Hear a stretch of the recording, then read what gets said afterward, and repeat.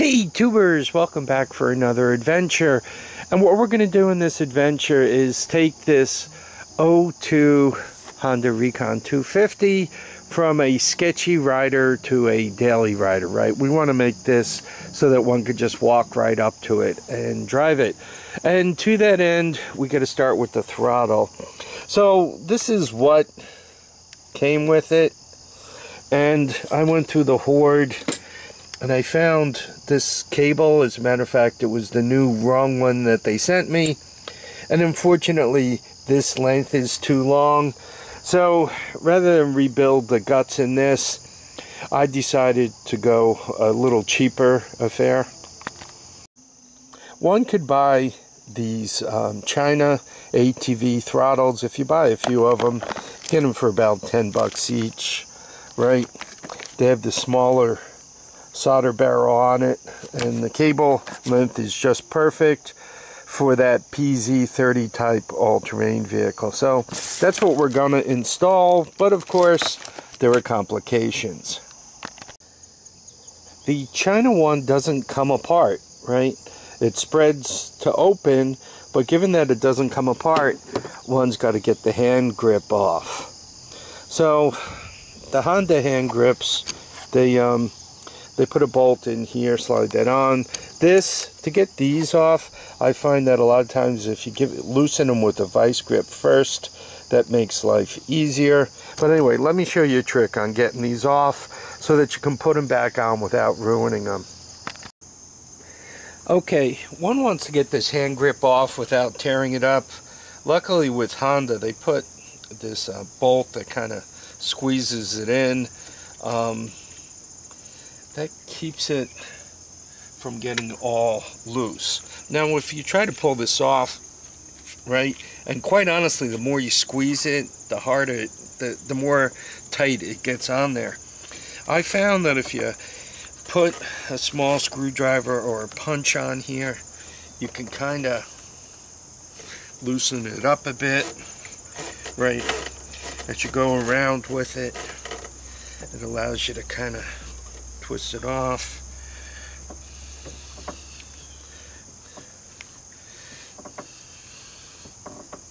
Now you want to be careful with the punch that you don't put it into the palm of your hand. That would be poor form. Anyway, so it's off and it's not damaged. And you'll see when it goes back on, it actually goes on and stays on fairly tight.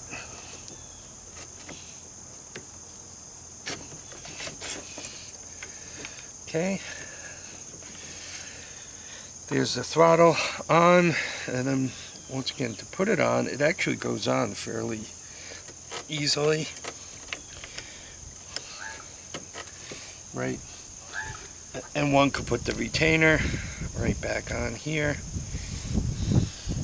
and all is good. Hopefully, good. I was concerned that I rolled the all-terrain vehicle out of the way. Right, put this on,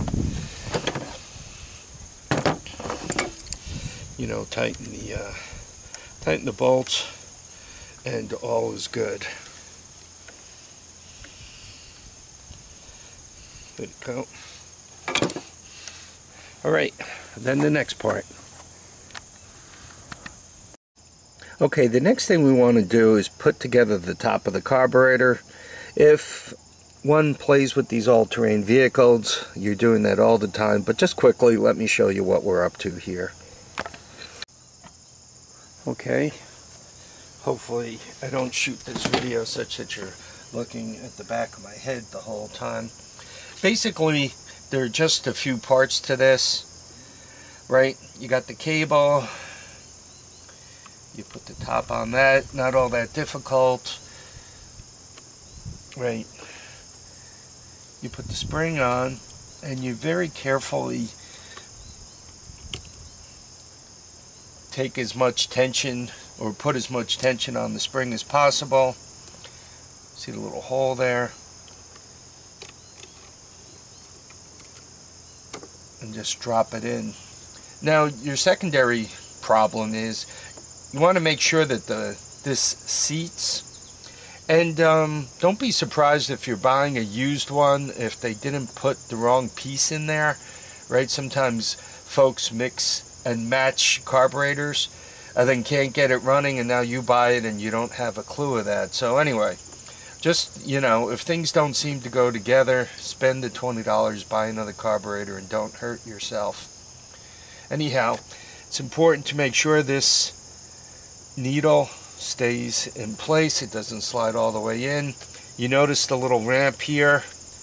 That's how you adjust the idle. So you make sure that's aimed such that it's aimed at the idle screw, the idle bolt, and you make sure, you notice I was turning a little bit to make sure that it sinks all the way in.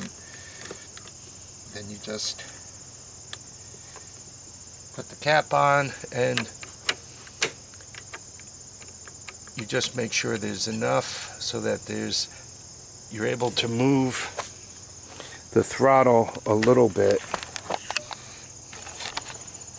Right, you're able to move this a little bit before that moves.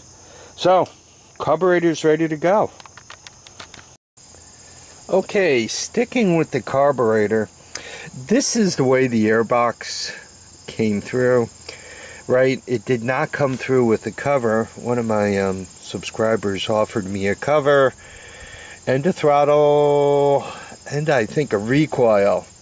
So though I have the parts, if he's still willing to sell them to me for the cost of postage, what I'll do is I'll mail him a 20 and we'll go with that. Anyway, so I'm just going to lift this out, and this is one of those cheap China air filters. Sometimes when you buy carburetors, they throw in an air filter, a fuel filter, some gas line. Normally when they do that, they're absolute junk.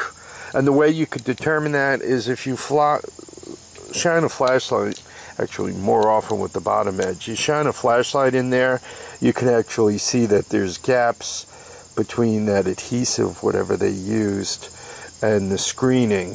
So these are junk, but they're better than nothing. So a lot better than nothing, I'm not going to say that either. They are junk, but they are better than nothing. To take it out for a quick ride, I really don't want to inhale gravel, so consider this more or less a screen. The air cleaner's on, and I also spent, this was like 30 bucks over eBay, delivered. This is a cover for the gas tank. It didn't have it. You can see the little tag here, right? I got to put a couple of push pins on it to hold it on there properly. So what's left? The Recoil Starter, and I think you guys could see the starting basket down here. So there it is. These are also cheap. It's assembled in America. They actually have a Honda part number on them. They claim they're Honda. They are kind of cheap. So anyway, what I need to do is, before I can even attempt to put it on, the bolt holes are very dirty. So I'm going to use that piece of wire in this sheetrock bolt to clean out those threaded caverns. I think you can see down in there the recoil's installed. So what's left? Let's talk seat. That's the seat that came with it. Good enough to take out for a ride. This is a $20 eBay seat cover, and to make them go on well, somebody told me that if you put it in a dryer with some towels, so that, you know, it warms up, not crazy hot, but warms up a bit, that allows it to stretch on. Obviously the dryer is not right in front of me, so here's the last possibility. Just so happens you could buy the seat for these, including the plastic and the whole shoot match, and supposedly it's a real Honda. I thought there was a Honda part number under here somewhere, or I mean there's the Honda part number, but I thought there was, oh there it is. I don't know if you could see it right here in the plastic. It actually says Honda. So either it's a real seat or it's a really good copy, but for $100 if you could get an entire seat and foam and everything else, it's a wonderful thing. I happened to buy this seat from my other Recon 250. These are twins.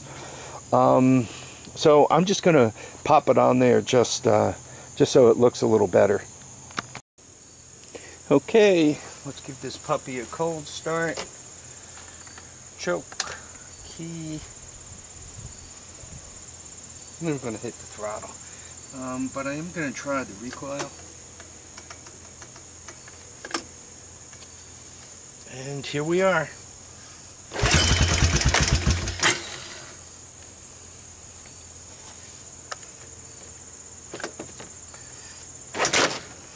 And that's a problem with the Honda, a lot of compression.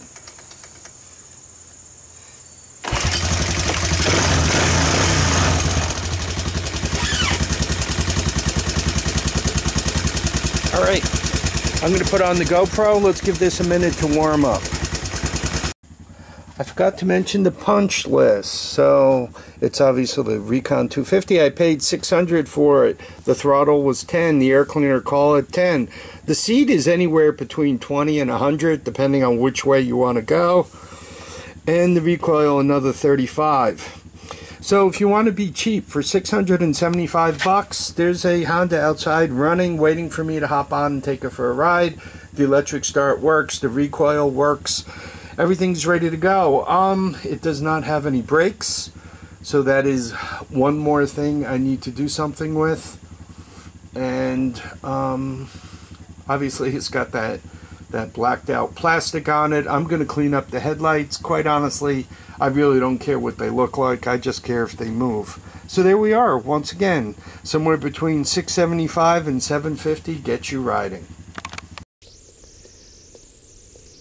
I had to charge up the GoPro, so this has been sitting for a half hour, 45 minutes, maybe an hour. So we're back to, a cold start.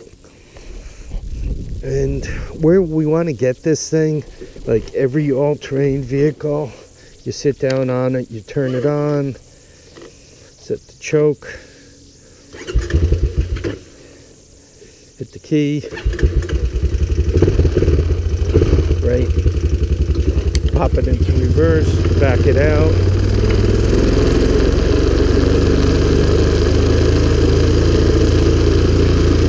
Try not to crash into anything. It's nothing important.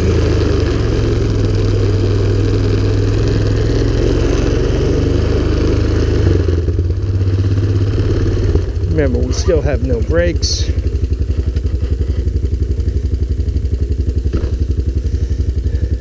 I've just clicked it up to go into first, and I'm holding it there. So first thing we notice is the clutch actually works, because when I let it go, it engages. While I hold it up, it stays disengaged. That makes this thing a lot easier to romp. When you bring it into a corner, you can downshift and hold, kind of double clutch it a little bit. I get all these nice leaves to romp around on. As a matter of fact, when we finish this ride, I should probably start up the zero turn and shred them up before it rains on them.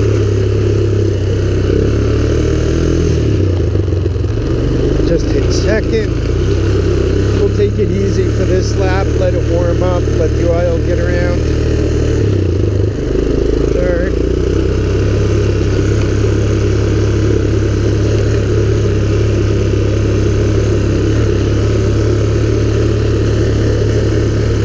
Okay, let's run this thing a little.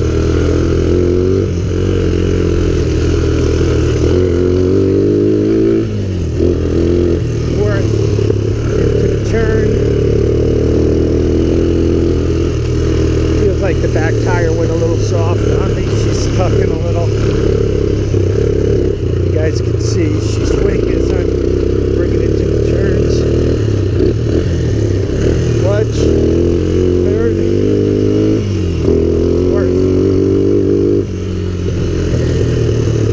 Back to third.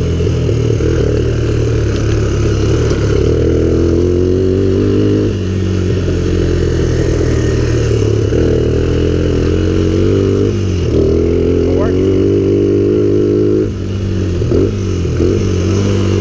Down to third. Yeah, this is a nice machine. I like this. I'm shredding the leaves. Who says I'm not doing any yard work? So here we are on the upper trail.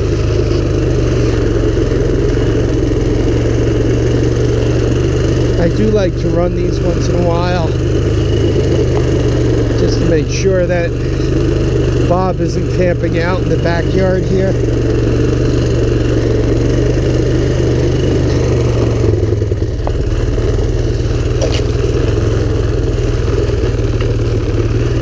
So to be honest with you, this is the spot.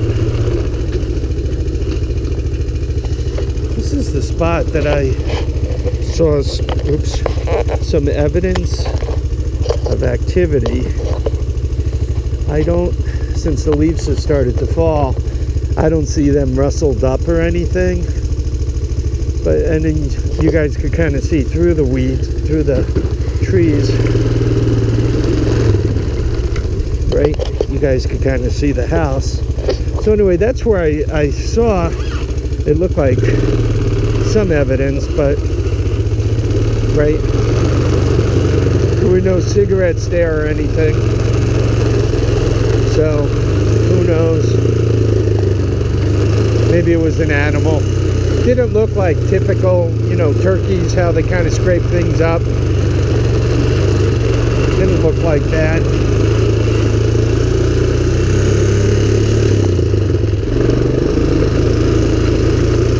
So this thing is running good enough now. I really can't let anybody drive it but myself because it has no brakes. But you guys could see how well it's running. All I have to do is turn the key and it's ready to go out and ride. Right? Turn the key, set the choke, and we're out driving. And that's really where you want to get all your stuff.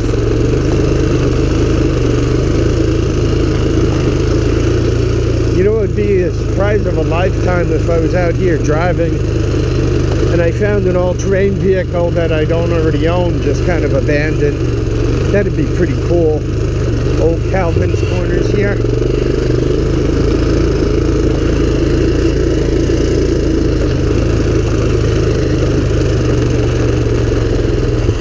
This is my dead end. I don't normally go down here with this, because then I have to turn it around, but I'll take you down my dead end.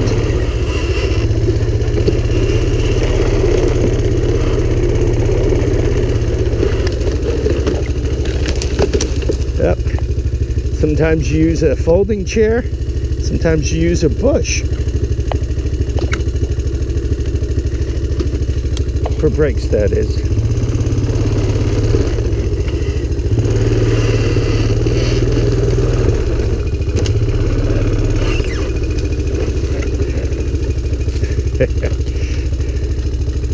There we go.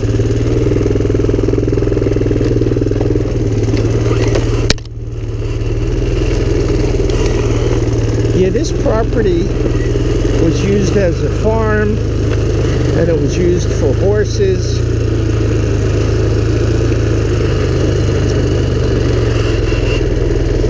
Now it's used, I guess, for all-terrain vehicles. It's nice to have this land available. It's not mine, but it is nice to have it available. I'm right along, actually, the property line. I'm told this cedar tree here is kind of the corner of my property. So if the person who actually owns it shows up, low pass, eh?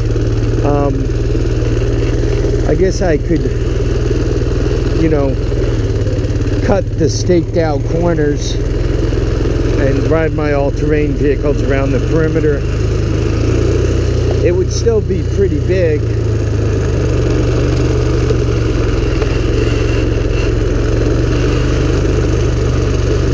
So, but that hasn't happened yet. And it hasn't happened in the, what have I owned this place, 20 years now? No. I think I bought it in 96, so 06, 16, almost 25 years. Wow, I've owned this almost a quarter century. Look at that. So as I'm driving this thing, I have $755 in it. What do you guys think? Was it worth 755 bucks? I have the more expensive seat on it. That's why it's 755. When I put that seat cover on it, it takes me down to 675. I think it's 675. I don't know, is it worth, is this a $700 all-terrain vehicle? I would think so. I'm gonna leave this thing.